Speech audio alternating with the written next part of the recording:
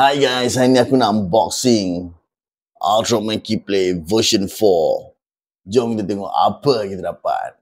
Alright guys, jom kita tengok Keyplay Ultraman Keyplay version 4. Jom kita tengok kotak dia. Cantik guys. Aku dah lama tak beli Keyplay ni. Dah last aku beli asal Ultraman Reboot. Ni kata-kata yang korang akan dapat. Aku juga nak shout out kepada Toku Malaysia. Dia berjaya meracun aku beli Ultraman Keyplay kali ni. Okay guys, jom kita tengok apa yang kita dapat.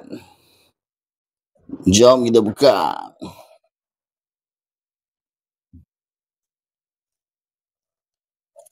Oh sayangnya, goyak pula.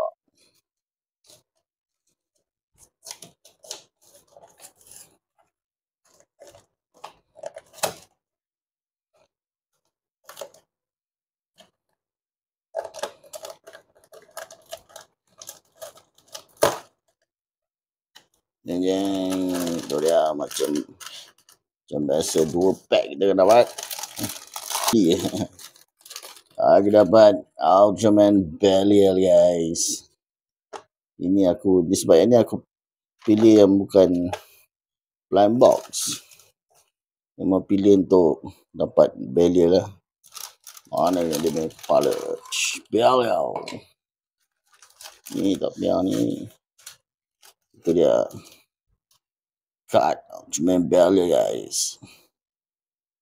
Akhirnya aku siap juga pasang Belial Keyplay ni.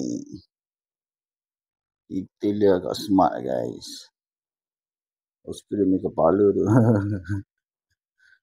Okay. Boleh beli ni guys, boleh beli. Jangan lupa tekan baik kuning untuk beli guys. Ni siap letak kosen ni guys. Wow.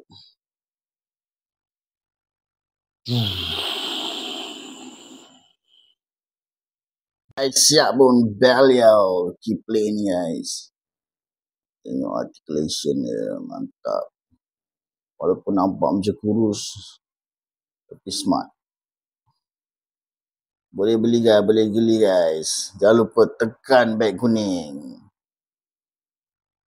Belial.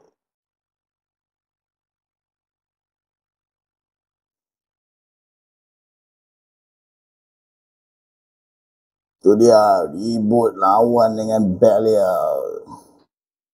Agak siapa menang.